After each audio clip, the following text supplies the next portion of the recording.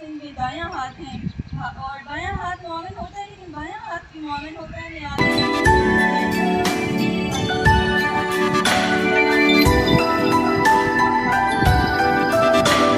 थोड़ा सा महफिल का मूड मिजाज बदलते हैं और हम देखते हैं कि वतन के हवाले से, वतन में रहने वालों के हवाले से हमारे शोरा क्या सोचते हैं।